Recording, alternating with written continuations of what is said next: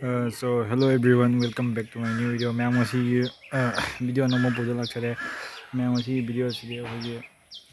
Barack अखोई मसी video से मैं कनो से अखोई बोंतापुर बराक म्यूजियम दको बराक म्यूजियम अदी मतलब कायदा चल रहा है जो चल लगा फेसिटेशन प्रोग्राम से जो मैम यूनिवर्सिटी में उचर के video से क्या मैं हजिक से दिन पुंगहोम खरे हेले को पुंगहोम का मिनट तक तारे दो मैम चलो से चलगा प्रोग्राम से कमाई क्वाइंट वाइड उचर के मैम यूनिवर्सिटी दी वीडियो में चल सही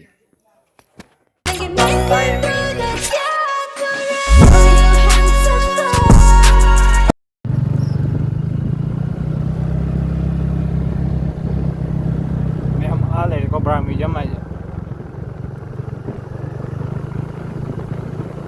संगनी ये ngasi मैम क्वाइंट वाइंड दो चल ले को मैम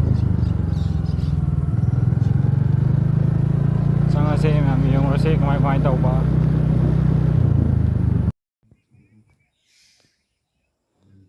चलो मैम मफम जौजारे बराक म्यूजियम मफम जौरे मैम तो मफम से जौरे yung से प्रोग्राम आदा तौरे मैम yung से मैम कमाई वाई तौलके ꯎꯄꯨꯒꯤ ꯊꯧꯔꯝ ꯑꯁꯤꯒꯤ ꯂꯦꯡꯖꯥꯟ ꯐꯤ ꯑꯁꯤ ꯌꯥꯝꯅ ꯈꯨꯗꯣꯜ ꯇꯝꯕꯤꯅꯕ ꯋꯥꯍꯦꯡꯕꯝ ꯑꯃ꯭ꯔꯤꯠ ꯁꯤꯡꯍ ꯄ꯭ꯔꯁꯤꯗꯦꯟ OBC ꯄꯥꯂꯣꯡꯈꯥꯠ ꯅꯟꯗꯣꯔ ꯂꯣꯏꯅꯅ ꯔꯨꯕꯤꯅꯥ ꯁꯤꯡꯍ ꯌꯨꯕꯃꯣꯔꯆꯥ ꯀꯁꯥꯔ ꯗꯤꯁꯇ꯭ꯔꯤꯛ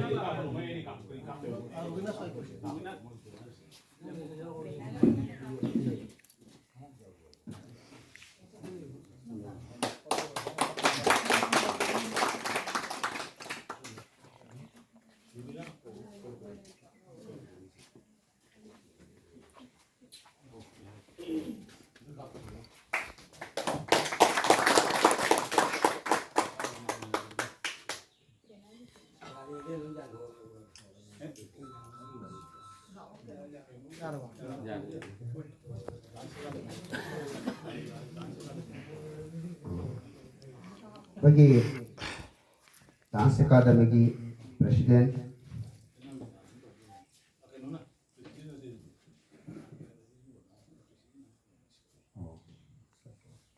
बगी काय खुदबगी थोरम सिदा लनाई तोगाना खुदोल तंबिगदबा बगी आरके यमु रणजीत सिंहा असिगी काय खुदबगी खुदोल PSC तंबिगदबा कोशिगे Manipuri Dance Academy Arapin Magiging Wahima Momit Amati Rubina Siha Mukweli Mapanda Tambigan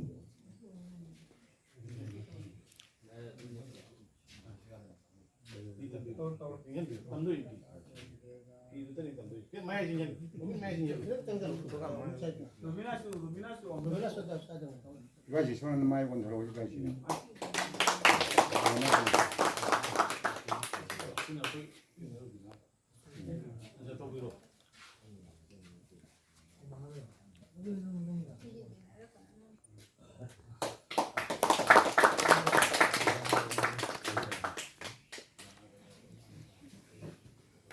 अमुकसु अखोगी यामना थोय हक्चांग यावना ngasi kai phunabasida अखोगी फि मसा अमखौ तबिदुना kai phunabo udalabagi damakta अखोगी ओइनाम यामा तालिबदाबो कोशिंगरी खुदोल तंगदोबना वहेंबम अमृत सिंह अमदी रुबिना अखोगी मफंदा लनाई याम नुंगाई जबा वखलोन अमगी मखा पोना खुदोल तबिगरी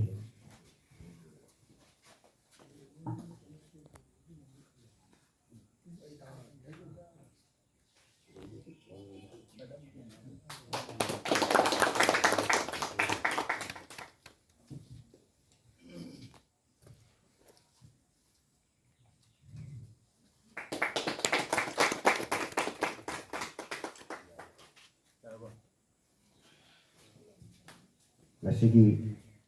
taram nokpagi thoram sida akhoi taram nokpa amasung nunggi warol thabinabagi damakta horomom rasmani parak ꯂꯩꯖꯃꯦꯟ library founder Naoibungo ꯀꯧꯁꯤꯟꯖꯔꯤ꯫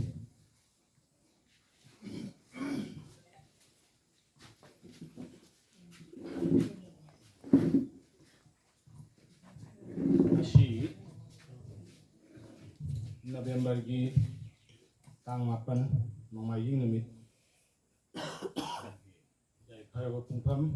ꯅꯨꯡꯊꯤꯟꯒꯤ ꯄꯨꯡ 3 ꯑꯩꯈꯣꯏꯒꯤ ꯏꯅꯥꯎꯏꯕꯨꯡꯉꯣ ꯋꯥꯍꯦꯡꯕꯝ ꯑꯣꯃꯤꯠ ꯁꯤꯡ ꯄ꯭ꯔꯦꯁꯤꯗꯦꯟ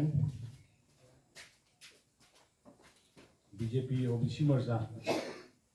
ꯄꯥꯂꯥꯉꯥꯠ ꯃꯟꯗꯜꯒꯤ ꯏꯅꯥꯎꯏꯕꯨꯡ ꯑꯃꯁꯨꯡ ꯏꯕꯦꯝꯃ ꯔꯨꯕꯤꯅꯥ ꯁꯤꯡꯍ ꯑꯩꯈꯣꯏ ꯃꯌꯥꯝꯁꯤꯅ ꯑꯩꯈꯣꯏ policy and research in charge BJYM Imphal ꯗꯤꯁꯇ꯭ꯔꯤꯛꯀꯤꯅꯤ꯫ ꯌꯥꯝꯅ ꯆꯥꯎꯊꯣꯛꯆꯅꯤꯡꯉꯥꯏꯒꯤ ꯑꯁꯤꯒꯨꯝꯂꯕ ꯐꯦꯂꯤꯁꯤꯇꯦꯁꯟ ꯑꯁꯤꯒꯤ ꯊꯧꯔꯝ ꯑꯁꯤꯗ ꯃꯌꯥꯏꯗ ꯂꯦꯡꯁꯤꯟꯕꯤꯔꯤꯕ ꯑꯩ ꯁꯝꯅ ꯄꯨꯝꯅꯃꯛꯄꯨ ꯄ꯭ꯔꯦꯁꯤꯗꯦꯟꯗꯒꯤ ꯍꯧꯅ ꯆꯤꯐ ꯒꯦꯁꯇꯒꯤ ꯍꯧꯅ ꯄꯨꯝꯅꯃꯛꯄꯨ ꯏꯀꯥꯏ ꯈꯨꯝꯅꯕ ꯎꯠꯆꯔꯤ꯫ ꯂꯣꯏꯅꯅ ꯃꯊꯪꯁꯤꯗꯤ ꯑꯩꯈꯣꯏꯒꯤ ꯌꯥꯝ ꯇꯦꯟꯇꯛꯅ ꯃꯐꯝ ꯑꯅꯤꯇꯪ ꯊꯝꯕꯤꯅꯕ ꯑꯩꯈꯣꯏꯒꯤ ꯑꯣꯖꯥ ꯏꯕꯨꯡꯉꯣ ꯁꯤꯅꯥꯝ major ꯁꯤꯡꯍꯕꯨ ꯀꯧꯁꯤꯟꯖꯔꯤ꯫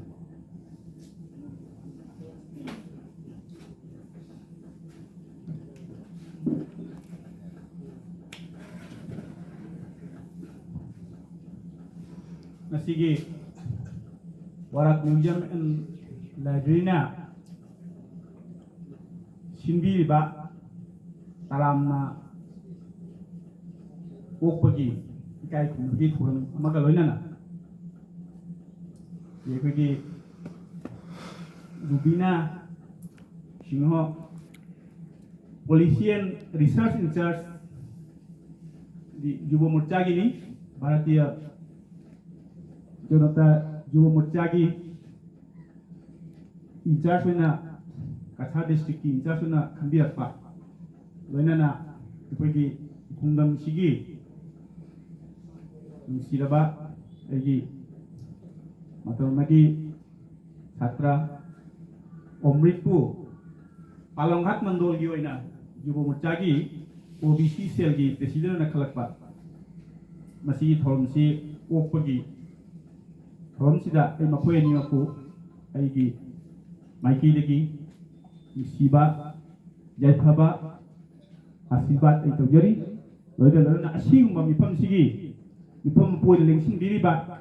Barack museum and library की प्रेसिडेंट कगी जुमसना गोपाल सनाबु इगाय नजरी ना ओई जेता फंबीरिबा खुरिंग मपो इकाई नजरी मरुइना मांग द लेंसिन बिरिबा ngasi thorom sibu thawai hapiba mang द लेंसिन बिरिबा इमा इंदोन मरु मपांग ओजासिंग देगे पगी आइगा चिंगबा खाइ फुनोपु आयाकना ai thmoigi ingsiba ikai khumno phondok chari pagi मियो बिगी पुंसी सिदा सेन की मयकता अपना लाई लई हाइना हाइबदु माइना मियो बिगी पुंसी सिदा सो अफाबगा फत्ताबगा नुंगाइबगा अवाबगा मतम पुनक्ता मियो बिगी पुंसी सुम थेंगना चतले अवाब मतम सु नुंगाइ मतम सु अखोइना वारुरगा नुंगाइरप मतमदा नुंगाइबा फंगबा ओइजवैता फंगप मतमदा अखोइना मतंग जाना मदु सिजिन नहौरबदी तुंग कोइना कानाबा नुंगाइबा पुंसी नुंसांगबा नादा यक्तबा नुंगाइ जायफबा हाबदु ओय मतौ अदुमाइना हौजिकी अखोइगी भारतीय जनता पार्टी की हंदक काछार डिस्ट्रिक्ट ना मफम मफम दा काछार डिस्ट्रिक्ट कोइना सेमलबिबा सिदा मंगोल दा खंगदे काछार की ओइना खंगदे मसे सेमपसिगा मैथि मसा यामना मोइना नुसियो मियेंना जेंबियपगी इंगित अमा अखोइ उजो फनी मसे अखो मिते अखोइगी याइफबदा ममाय उनसिलकपा अदुंबा matam mamani haina ai thamoi phauji mayam ma ate su palong hat mandol kita nate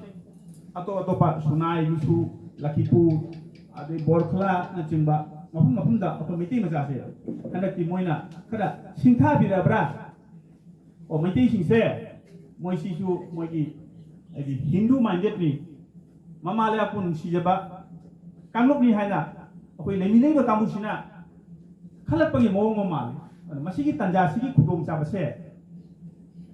bibi ei ba khudong cha base masai koina maram chumna sin horbadi tung koina koi nungai gani tung da lak pan harol sing su makoi da khudong cha ba kaya lakani adum haina matam tarpa district ki policy maker koi ka tori bana matang da ai jamna kari hani percentage na di jaroi thok to da percentage na di jaroi ai ki mi ki haba yeng da na chakna to ka da ni adu jamna sai ai mamang da haje mana khaitan crucial matang da khaitan ai koi se yeng jin birau ha se ai haje ge adu maro na ko palongat mandol gi ai omichu palongat mandol gi lagu dam da omrit che jengaga na koi omrit na su maga pau phau na raga karamba matang da kali to bajai hai bang sing mase kitang kupna ai jam pheba to yu hai bang na ta ai jam pheba to ai hai ning da chapana to ga da bani adu matang anja amom dat lei ha adu matang da kitang jingsilakani habi hajaba ai na koi ani yum da ai samjari ana makoina kadang febar torokpa haba ai koi su matam bono ka mitna singna leiba ai koi jam jam ba koi nagorik amoina ai koi su mitna singna leibei masok tai makoi bu ai koi na pangal pi ga tor makoi gi pangal che ai koi jam jam ba koi mayam sina mu pi ga tor ana ai koi na makoi bu thau sa da ba tar ga di mapan ni mina atoba mina makoi su thau sa da proi ala ai koi su matam bono ta makoi bu kadai da soi ga de ge moina ngamthok pada chathok pada kari da soi gita ga haiba akoi gi miyeng ma nusiga miyeng ma thambi bam se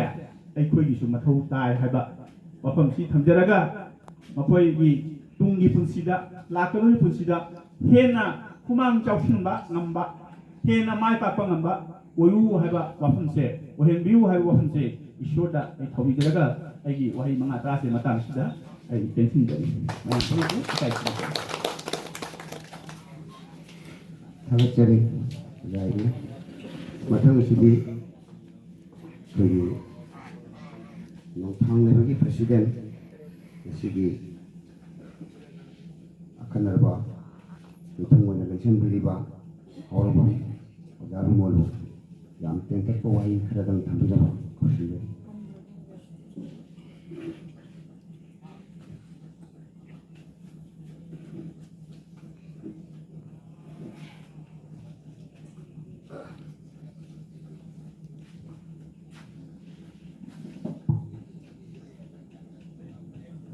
दा मैं पुनः खुंजरी मसीगी इन्दोना मरुएबा मिफां आइबदी बोरा म्यूजियम एंड लाइब्रेरी सिंजीदुना नौना बीजेपी पार्टी की जुमोसागी प्रेसिडेंट पोलंहाट लोकी लिंगना policy and research in charge BJP Morcha की कोई फंक्शदा बड़ा म्यूजियम की प्रेसिडेंट चौधरी इकाई खुनजरीब आके धर्मपासना इकाई खुनजरी संसी कोई मथंग हाइजरबदा कोई रामपुरदगी जामुं आके सा तोंबा इकाई खुनजरी इयाबा district president Sesmenjo Singo, Olomda Mulakshage, Malu, social activist, and Surangal, Yamnadi, Hana, Loja, Kitamo, khitang khoi tamina bada nuai ga ba ko handa ki mata mama ngai ri hai ta ga di khoi gi mera da wa ag shubham ko ram matam du di khoi mei si ani to ko che to de kari ma du ga khoi gi muslim gumba ga hawa ma nai na khoi mei de ke ma to la ku da khan si ka ga ja bu matam du matam de di sim sai gi na last ta BJP gi matam la ya habet BJP matam la ko ya congress ka kan na thengna na congress na ma mathang sida khoi mutum ini na si humlak chance ni kibur pra to mai pap ki matam do dei ta hai ta matam do mane BJP ki musik ka wa do ki hekna kidak naksal ga hai da ko sunai mandul gi president obi web sa do matam do ki koi nei gi bai gi pra ai ke rakishor ade oda baba tor men koi manaba romo sumu president obi matam adi matam do di congress da pa no mata he to pa ko jam na kan to do ba aduna 타자도 버시 거기서 타자도 버시 타자 한 느낌 마땅 시다 한번 내가 봐봐요 그 꾸이나 와나 따라가 그렇게 누가 그렇고 여보 마땅 시다 내가 봐주나 BJP सरकार나 거기 한 느낌 마땅 시다 거기 다른 좀 해비래 거기 해라간 디도 쉬고 거기 기본의 신바 거기 아빠 거기 모하메드 밸리 거기 뭐로나 거기 나우나 발마 कोई सड़क पगा Nile सड़क पगा कोई सुमाई तो ना कोई नौरीबा कोई वायंगवांग होमरित माना राजनीति दा लीरे का शो कोई नौरीबा ना ये कोई रुबिना से तंग नहीं मतियन दाय तारे मा जाम नुसी बाबू एगी इगोन याम बता को बा तुंची दाइना हनसे पुलिस तमाम तंदा यामना तोइना कोई कुन्ना लेमिनागी माइ मचान पिउरमे को मखोय अनिना अंदा so from TV net ko sida ko so wa ko war ko se amona nai bagi nagi romda laksele ebsi thangege aduru aina basida khagat ka da bari khale koi khena ba khale ai mati ta di pandu nai ko kana ai di koi soi gi basu adegi soi da basu ka palli mama ngai da congress ta par ngai da meitai gi dai na leader hoiba अनि खर bag जाला का कांग्रेस की मतलब की leader लगी थे ये बम बजा तो चल नहीं गया था ना तांदो रही है अरे यहाँ जो है मैं लाख खुद की नोई तो तंगा नोई तो बे नहीं मतलब नहीं तो लेकर भाई अदुना ये से पंजे ने कोई से 한국 पैसे है तो बस मैं तो भी अदुना मसी शिशु दुआई असु फजावा बिफम सिदा तो लाइव इमाइ बिन सिन थागत दबंगम दे पाइ बिन थागत दम देगा लातबा कांगुसे कोजो अखोइगा खरका ज्ञान तामिनबा आइबा मचंगी नुंगा मी मयाम दे बाइसे हाइफे किगन बमी बद मिंजो बुले रे गदि सिन थोले बोले दुना अखोइ अंदक थाका बिपिना को पिजे युवा फंक्शनसे मसिन मरुइना अखोइ मसिका आइना हाइगा दबंग ले जारेको किदुम चयन बनिको अखोइसे अखोइ खिदम अखोइ मिते याइबसे अखोइ कन अखोइ चयन बमले कइना अखोइसे तब गाई गददी अखोइसे सुम अतोपा लोन सिंगांग अनि अहुम सुरगदी अतै तराम तुना अतोपा जातिनी अखोइ अहुम से मोय दम निंगोन जलगा ने अखोइ हुन दम मिति हुन सुने अतो अतोपा कांगुना अखोइसे मांग कुदा मोइना आइना बोंत्रापुर एमई स्कूल के हेड मास्टर रिंगसिदा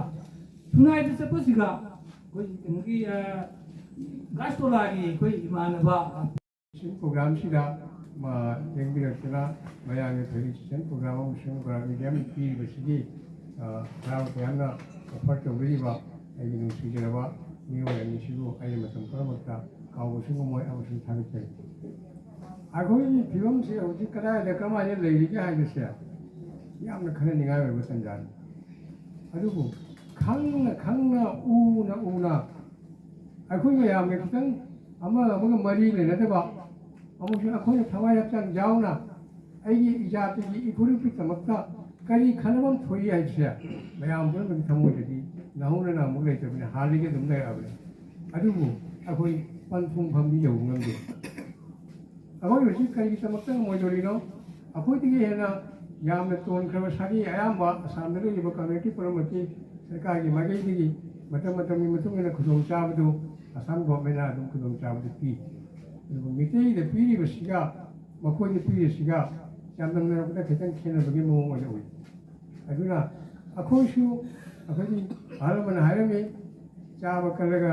ꯇꯨꯝꯃꯤ ꯐꯝꯕ ꯀꯜꯂꯒ ꯃꯦꯟꯖꯣꯜ ꯐꯪꯉꯤ ꯍꯥꯏꯕ ꯑꯗꯨꯒꯨꯝꯕ ꯋꯥꯈꯜꯂꯣꯟꯁꯦ ꯑꯩꯈꯣꯏ ꯀꯥꯎꯅꯔꯣꯏꯁꯤ ꯑꯗꯨꯅ ꯍꯧꯖꯤꯛ ꯍꯧꯖꯤꯛ ꯑꯩꯈꯣꯏꯒꯤ ꯀꯝꯃ꯭ꯌꯨꯅꯤꯇꯤ ꯃꯌꯥꯝꯗ ꯁꯣꯁꯤꯌꯦꯜ ꯑꯦꯛꯇꯤꯚꯤꯇꯤꯁ ꯑꯣꯏꯅ ꯂꯩꯔꯤꯕ ꯑꯃꯁꯨꯡ ꯑꯩꯈꯣꯏꯒꯤ ꯁꯤ ꯑꯣꯏꯅ ꯂꯩꯔꯤꯕ ꯑꯃꯁꯨꯡ ꯔꯥꯖꯅꯤꯇꯤꯗ ꯅꯧꯅ ꯈꯣꯡꯗꯥꯔꯛꯂꯤꯕ ꯍꯥꯟꯅꯗꯒꯤꯁꯨ ꯈꯣꯡꯗꯥꯔꯛꯅ ꯂꯩꯕꯤꯔꯤꯕ ꯁꯤꯅꯤꯌꯔ ꯔꯥꯖꯅꯤꯇꯤꯒꯤꯁꯨ ꯌꯥꯝꯅ ꯂꯩ ꯑꯩꯈꯣꯏꯁꯨ ꯋꯥꯠꯄ ꯅꯠꯇꯦ ꯑꯗꯨꯕꯨ ꯈꯟꯊꯕꯒꯤ ꯋꯥꯈꯜꯁꯦ ꯑꯩꯈꯣꯏ ꯑꯃꯠꯇ ꯑꯣꯏꯕ ꯃꯁꯤꯒꯤ ꯋꯥꯈꯜꯂꯣꯟ ꯄꯨꯔꯛꯅꯕꯒꯤꯗꯃꯛꯇ ꯀꯗꯥꯏꯗ ꯀꯔꯝ ꯍꯥꯏꯅ ꯇꯧꯔꯒ ꯑꯃꯠꯇ ꯑꯣꯏꯕ ꯄꯨꯔꯛꯄ ꯉꯝꯒꯗꯒꯦ ꯍꯥꯏꯕꯁꯦ ꯃꯁꯤ ꯑꯩꯈꯣꯏ ꯑꯝꯇꯪ ꯌꯥꯝꯅ ꯀꯨꯞꯅ ꯆꯤꯛꯅ ꯏꯪꯅ ꯑꯩꯈꯣꯏ ꯄꯨꯟꯅ ꯑꯄꯨꯟꯕꯒꯤ ꯄꯥꯡꯒꯜꯁꯦ ꯑꯝꯇꯪ ꯄꯨꯊꯣꯛꯁꯤ ꯍꯥꯏꯖꯔꯒ ꯑꯩ ꯇꯔꯥꯒꯤ ꯃꯐꯝꯗ ꯍꯟꯅ ꯅꯤꯡꯁꯤꯡꯖꯩ ꯑꯗ ꯃꯁꯤꯃꯗꯤ ꯃꯁꯤ ꯑꯣꯏꯔꯦ ꯑꯩꯅꯨꯌꯦ ꯍꯧꯖꯤꯛ ꯕꯣꯔꯥꯛ ꯚꯦꯂꯤꯒꯤ ꯃꯅꯨꯡꯗ ꯑꯩꯈꯣꯏ ꯕꯣꯔꯥꯛ ꯃ꯭ꯌꯨꯖꯤꯌꯝ ꯑꯣꯏꯅ ꯂꯩꯔꯤꯕ ꯏꯟꯁꯇꯤꯇ꯭ꯌꯨꯠꯁꯦ ꯃꯁꯤ ꯍꯧꯈꯤꯕ ꯆꯍꯤ ꯏꯪ ꯁꯣꯛ 2024ꯗ ꯑꯁꯤꯒꯤ ꯃꯐꯝ ꯑꯁꯤꯃꯛꯇꯗ ꯁꯩꯔꯦꯡ ꯁꯩꯔꯦꯡꯅꯕꯒꯤ ꯃꯤꯐꯝ ꯑꯃ ꯐꯣꯡꯈꯤ ꯃꯤꯐꯝ ꯑꯗꯨꯗ ꯑꯩꯈꯣꯏ ꯂꯥꯏꯕꯛ ꯐꯕꯗꯤ ꯋꯥ ꯉꯥꯡꯅꯕꯒꯤ ꯃꯇꯝꯗ ꯈꯨꯗꯣꯡꯆꯥꯕ ꯈꯔ ꯄꯤꯕꯤꯈꯤ ꯃꯇꯝ ꯑꯗꯨꯗ ꯑꯩꯅ ꯕꯣꯔꯥꯛ ꯃ꯭ꯌꯨꯖꯤꯌꯝꯒꯤꯗꯃꯛꯇ ꯇꯔꯥꯒꯤ ꯃꯐꯝꯗ ꯋꯥꯐꯝꯈꯔ ꯊꯝꯖꯈꯤ ꯊꯝꯕꯤꯈꯤꯕ ꯋꯥꯐꯝꯗꯨ ꯍꯧꯖꯤꯛ ꯅꯣꯡꯃꯒꯤ ꯑꯗꯨꯝ ꯑꯩꯒꯤ ꯃꯤꯠꯇ ꯎꯕ ꯐꯪꯉꯦ ꯑꯗꯨ ꯇꯁꯦꯡꯕꯗꯤ ꯑꯩꯈꯣꯏꯒꯤ ꯃꯥꯒꯤ ꯄꯨꯝꯅꯃꯛꯇ ꯈꯨꯗꯣꯡꯆꯥꯕ ꯍꯣꯠꯅꯗꯣꯔꯤꯕꯁꯦ ꯑꯩꯈꯣꯏꯒꯤ ꯆꯀꯥ ꯆꯠꯅꯤꯡ ꯍꯥꯏꯕ ꯐꯤꯕꯝ ꯑꯃꯁꯦ ꯉꯁꯤ ꯐꯥꯎꯕ ꯂꯩꯇꯦ ꯕꯣꯔꯥꯛ ꯃ꯭ꯌꯨꯖꯤꯌꯝꯒꯤ ꯑꯣꯏꯔꯤꯕ ꯐꯤꯕꯝꯁꯦ ꯍꯧꯈꯤꯕ ꯃꯐꯝꯗ ꯔꯥꯖꯅꯤꯇꯤꯒꯤ ꯃꯥꯏꯀꯩꯗꯒꯤ ꯄꯣꯂꯤꯇꯤꯀꯦꯜ ꯀꯝꯃ꯭ꯌꯨꯅꯤꯇꯤ ꯃꯇꯦꯡ ꯇꯧꯕꯤꯔꯛꯄꯁꯦ ꯌꯥꯝꯅ ꯇꯧꯔꯛꯀꯅꯤ ꯍꯥꯏꯕꯒꯤꯁꯨ ꯑꯩꯈꯣꯏ ꯊꯣꯏꯅ ꯆꯤꯡꯅꯗꯦ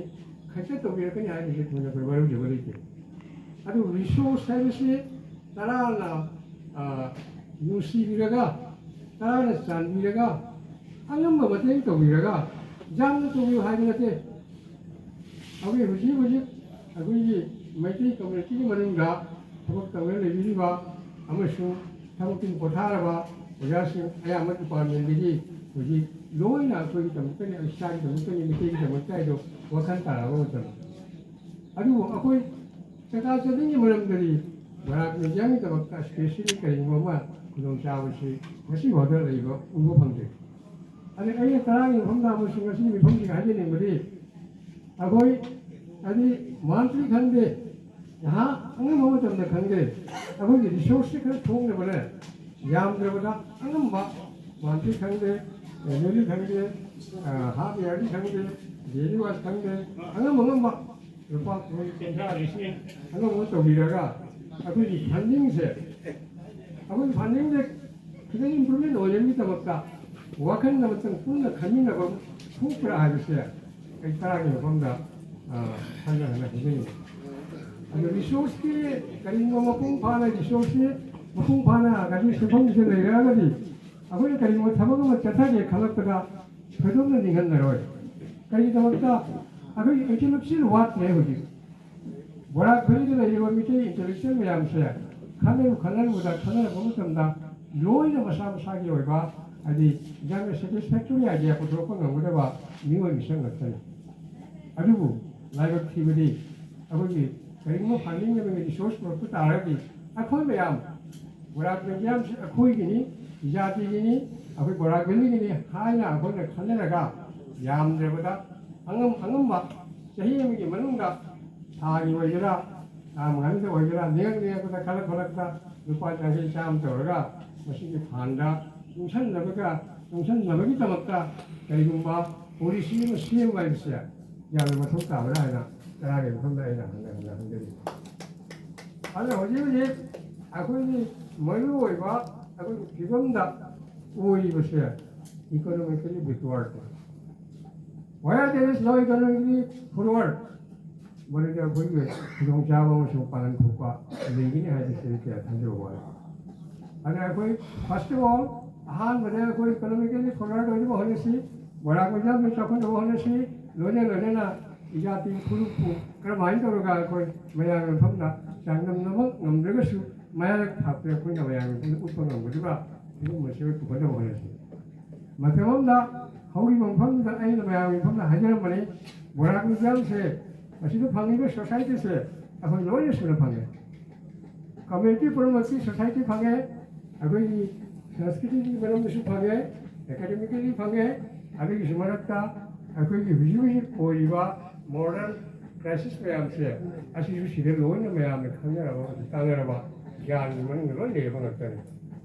ꯑꯗꯣ ꯍꯧꯖꯤꯛ ꯑꯩꯈꯣꯏꯅ ꯃꯁꯤꯒꯤ ꯃꯔꯝꯗ ꯈꯤꯇꯪ ꯆꯦꯛꯁꯤꯟꯅ ꯀꯨꯞꯁꯟꯅ ꯕꯣꯔꯥꯛ ꯃ꯭ꯌꯨꯖꯤꯌꯝꯁꯦ ꯈꯤꯇꯪ ꯑꯦꯗꯚꯥꯟꯇꯦꯖ ꯑꯣꯏꯅꯅꯕ ꯍꯥꯏꯕꯁꯦ ꯃꯁꯤ ꯌꯥꯝ ꯀꯨꯞꯅ ꯈꯟꯅꯔꯁꯤ ꯀꯩꯅꯣ ꯍꯥꯏꯕꯗꯤ ꯕꯣꯔꯥꯛ ꯃ꯭ꯌꯨꯖꯤꯌꯝꯗ ꯂꯩꯔꯤꯁꯦ ꯑꯩꯈꯣꯏꯒꯤ ꯅꯦꯆꯔꯦꯜꯂꯤ ꯑꯥꯔꯇꯤꯐꯤꯁꯤꯌꯦꯜꯂꯤ ꯃꯥꯒꯤ ꯄꯨꯝꯅꯃꯛꯇꯒꯤ ꯇꯨꯡꯗ ꯁꯦꯝꯒꯠ ꯁꯥꯒꯠꯂꯛꯄꯗ ꯂꯣꯏꯅ ꯊꯣꯛꯀꯗꯕ ꯃꯐꯝꯅꯤ ꯀꯔꯤꯒꯤꯅꯣ ꯍꯥꯏꯕꯗ ꯃꯁꯤꯗ ꯐꯪꯂꯤꯕ ꯈꯨꯗꯣꯡꯆꯥꯕꯁꯦ ꯑꯌꯥꯝꯕ ꯃꯐꯝ ꯈꯨꯗꯤꯡꯃꯛꯇ ꯐꯪꯒꯗꯕ ꯅꯠꯇꯦ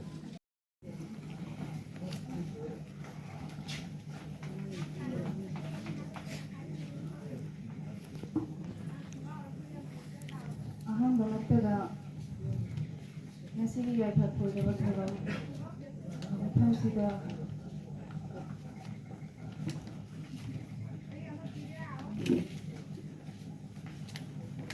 इकाई खुनाबदा मतिक चारबा R K. Gopal Sana president Barak museum and library अमसुंग लोइनाना निसिंग बिरेगा प्राइस लेगिबा इकाई खुनाबदा मतिक चारबा ओझासिंग लाइगुरु इपा इपन इमा इंदोन मरुक मपांग इचिनिनाव ख्वाइपुंना मक्की मफमदा अइहाकना नोलुकना खुरमजरी नसीगी सिंलांगजरिबा मिसकनारिबा ओझा राजमणिबु ngam-philitina थागतरी ngasi ai wahai ama nitam ओझा lai sing mafamda ngasi mafam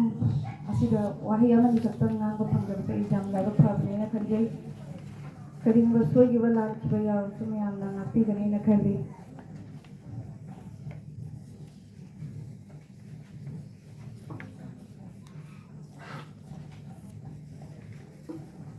ngasi ओझासिंग takpigriba ओझासिंग haikiba wahi ngasi mitising akoina leiribase kunai barak lampak mihan sagi marakta leibanina ngasi aikoise nongmagi mapagai sing sotharapa haibdo adum oyei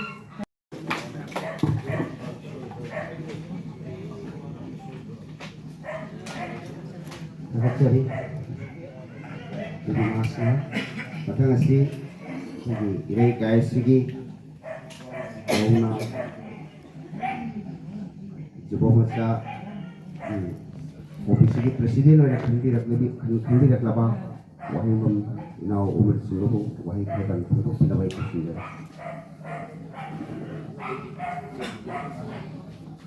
ahal kita ngasigi tiba ओझासिंग ख्वाइपुनमकपु कोंगनाना खुरमजरी लोइनाना ngасigi mifam asigi mifam apu oibiriba ningoina panjarabada Barak Museum gi presiden oina thau pubiriba jamong R.K. Gopal Sanabu koंगनाना खुरमजरी लोइनाना ngасigi akhanaraba mithum oina oibiriba ngасigi aibusu tapirakpa ओझा MA School dagi पोथारबा ओझा हौजी हौजिंगना प्रेसिडेंट नोंथांग लेमगी बिबिनिबा मिंगोइना पंजरबदा ओझा हरंबम बेमोल सिंहो ओझाबुसु कोंगनाना खुरमजरी ngасigi मिथुंगलेन ओइना ngасigi फंपाक्ता लेदेंबिरिबा आइगिदि मामा सोशल एक्टिविस्ट मिंगोइना पंजरबदा नावरेम सुनिलाल सिंहा ngасigi इकाई खुंदजरिबा मिथुंग president Manipuri Cultural from Assam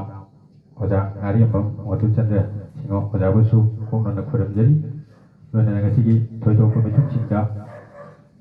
मिंगोइना पंजरबदा राजकुमार सनातोंबा सोशल एक्टिविस्ट जमुंगबुसु कोंगनाना खुरमजरी लोइनाना ngасigi थोइदोकपा मिथुंगसिंगदा अइबुसु खुदपाइना ताकपिरकपा हाई स्कूल दगी हेडमास्टर ओइना पोथारबा हौजी हौजिना पोतरापुर लब्दा मसिगी कदोमदा करी सोइगिनी हाइदना यामना चावना थौ पुरिबा United Rural Development Society ki President ki from Pubiriba Mingwena Panjarabada Oja Sinam Benjor Lena Masigi Todo Komitungi Hongkong Langal Tingiriba Masigi Mingwena Panjarabada Wena Pinja Ibai Besu Lena Ngasigi Koina Toro Pangtung Liba Barak Museum of Lena Agi Ladiba GP Langanagar GP Asigi GP ki President ki from Pubiribi Agi Dile Chobi Naure Pongpi Mamata Lemba Busu Mungkin kita takat coba kalau nak kau mana belum jadi. Terus nak kau nasi Palamghat Mandalda OBC Morsari Presiden nama Kalapa Enggak dah habis kau Ladiba apa lagi Manipuri sana tapi tak Ladiba Maitai kata dia kau sudah sudah tadi member mari kata dia kau sudah panggil dia. Kau di dolar ini mana sudah di kau di member saya apa GP dah. Amagumba, Anigumba, atau katanya, kali jam dah tahun depan itu saya pergi ke Nagara GP sini,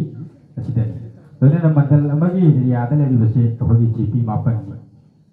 Kau pencai mapan sih, pergi mantel bersih bani, mantel sini presiden OBC Morsa ke from GP bani. Baru ini nak sini, pindiri ba ahal bersih, wajah sih dah hanya bersih, pergi betul sih kita keras nanti hayu macam dah. Jadi aku di Hogol iban nahasing, ahasing dia pun makannya. Jadi meeting tu orang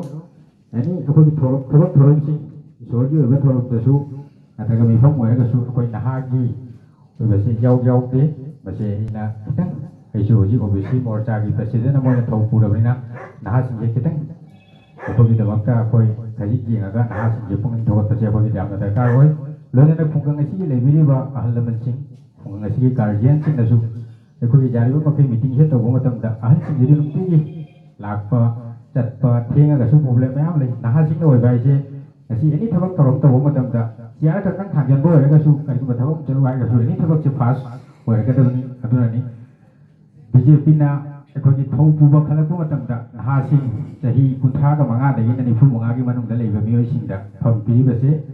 บาร์เตียจันทร์บาร์เนี่ยจำกันสู้มาเสียกี่วันโตกันมาเลยบางทีทว่าจะตรงกับอาหารอเมริกาkau ahan singkat ikai pun dapat mau tu kita cakap nama pun macam tu macam ni kau nak pantui tahu lagi cili ngasih teacher jadi thorom lak pada orang ini function macam tu ahan singkat siapa ni regards tahu lagi mau ikai pun dapat pak ada main orang pak posisi राजनीति है वह कोई कानून लिख पर जाति सीधी राजनीति है वैसे मशीद कुछ मत जाओ रहे कोई ने करीब बमिया मोई ने हिंगे है बता रहा कि राजनीति है जाम दरकार हो मतलब भी कहीं ना राजनीति है वैसे दा किसी खासी व्यवहार नीति ऐसी चाप थकपा पुटिंग बकी नियम से राजनीति दा जाओ रहे karena umumnya bagi thak konggu umum tanda कोई ना मावं देkai pun dah Dari Bapak Median Library na silang guna cahaya ki panggung semua langkah orang cultural festival ki karena ni apa mesti reception committee siam bagi wapun mesti karena ni nana bagi dah makta presiden ayah waktu bire adalah forum mesti loisan dringa dah reception committee siam na bagi kurung siapa tu koi mayam jadi loisan. Narendra Modi sisu प्रचारक अमखक ओइरबनी दुमाक ए मौथी नत्रगा थीदियासी Masai mama पान हाइबदगी थीदा जादबदगी मा थीरमगा अदुम थोखरबन आइगी मौदुगो हजि सुमरी थन्नबी दियाइ दुमियान सोइना खंबिरमगनी प्रचारक हाइसिदि नुपी अंगांग थीदना जुमान पुंसीदा चंगदना अखोइगी लेबाकी खुनाइगी RSS की the कथोक चरब मिसिंगनी प्रचारक हाइना लेरिसिंगसे अदुई मनुंग प्रचारक अमखक जत्रा सिंह आइदना मणिपुर से हम सोलह पिरमी लोइना ना कोई से दक्षिण असम प्रांताइन हाई अदुगी मखादा कोई सिदा कोई शंकर दास का इधर कोई असिगी करवा ओइबा कोई मधु मध्य सिलचर मंडल की केनोनी अदु मोय मयाम तौदना कोई वुमेन कॉलेज तक नोमगी इंटरैक्टिव से सनम का कोई तो तो मरुई ने कोई ना जाओ करे मोगी ऑफिस बियारा सिंह लोइना ना अकोगी मितई की इंटेलेक्चुअल सिंह तराकना निफु मुक्तिन ओजा लाफिरम हा ओजा सुजाव बिरम अदो कोई ना इंटरेक्शन तौर लोइरब मतुंगा अकोई टॉप ना अकोगी मोगी जिगी नोटिस की अकोगी करवास जनरल सेक्रेटरी ओजा राजेन का ओजा जत्रा सिंह का लोइना लोजिक शंकरदास ꯑꯗꯒꯤ ꯃꯣꯏ ꯈꯔ ꯌꯥꯎꯔꯒ ꯑꯩꯈꯣꯏ ꯑꯃꯨꯛ ꯇꯣꯉꯥꯟꯅ ꯑꯩꯈꯣꯏꯒꯤ ꯀ꯭ꯂꯣꯖ ꯗꯣꯔ ꯑꯩꯈꯣꯏ ꯏꯟꯇꯔꯦꯛꯇꯤቭ ꯑꯩꯈꯣꯏꯒꯤ ꯃꯤꯇꯤꯡ ꯑꯃ ꯇꯧꯈꯤ ꯃꯗꯨꯗ ꯑꯩꯈꯣꯏꯅ ꯍꯥꯏꯖꯩ ꯑꯩꯈꯣꯏꯁꯦ ꯑꯩꯈꯣꯏꯒꯤ ꯃꯃꯥꯡꯗ ꯊꯕꯛ ꯊꯧꯔꯝ ꯇꯧꯕꯤꯕꯁꯤꯡꯅ ꯀꯣꯟꯁꯤꯟꯕꯤꯗꯕ ꯑꯣꯔ ꯑꯩꯈꯣꯏꯅ ꯊꯋꯥꯏ ꯌꯥꯎꯁꯤꯟꯕ ꯋꯥꯠꯄꯗꯒꯤ ꯖꯥꯕꯣꯔꯁꯨ ꯒꯦꯞ ꯑꯃ ꯂꯩꯈ꯭ꯔꯒꯁꯨ ꯃꯈꯥ ꯇꯥꯅ ꯃꯗꯨ ꯑꯩꯈꯣꯏꯅꯁꯨ ꯀꯣꯟꯁꯤꯟꯕꯤꯅꯕ ꯍꯣꯠꯅꯧ ꯑꯗꯣ ꯑꯩꯈꯣꯏꯅꯁꯨ ꯊꯋꯥꯏ ꯌꯥꯎꯅꯅꯕꯒꯤ ꯑꯩꯈꯣꯏ ꯍꯧꯖꯤꯛ ꯃꯗꯨꯒꯤ ꯀꯩꯅꯣꯁꯤꯡꯗꯣ ꯆꯠꯊꯒꯦ ꯍꯥꯏꯗꯅ ꯍꯧꯖꯤꯛꯁꯤ ꯃꯣꯏꯒꯤ RSS ꯌꯥꯎ ꯇꯥꯔꯒꯗꯤ ꯃꯥꯒꯤ ꯁꯥꯈꯥ ꯍꯥꯏꯅ ꯑꯃ ꯂꯩ ꯁꯥꯈꯥꯗꯃꯛ ꯍꯧꯕꯗꯨ ꯈꯤꯇꯪ ꯈꯨꯗꯣꯡꯆꯥꯗꯕ ꯌꯥꯏ ꯑꯗꯨꯅ ꯑꯩꯈꯣꯏ ꯃꯥꯁꯤक मिलन नायदना अदु हौगतके हायबगी अदु कनोसे अखोई खरगरा मदुगी कनोते चंगसिनजरी जो मोयगी हुजिकी मध्य सिलचर की मंडल की मोयगी विजय सम्मेलन से माई मफम परम तव विजय सम्मेलन लाई से अखो विजय दशमी निमित से तवरे नत्रगा असिगी मतुंगदा तोंगान मफम द तव तो अखोई मध्य सिलचर मंडल की कनोसिदा मरु होइना अखोई जवाहरलाल नेहरू यूनिवर्सिटी दा अखोई प्रोफेसर ओइरंबाम खक सुनील मोहंती आइना मासे प्रचारक ने तो प्रचारक तो माक मधुगी रिसोर्स पर्सन ओइना लाखी तो मफम दुदा अखोई मीटिंग इंटेलेक्चुअल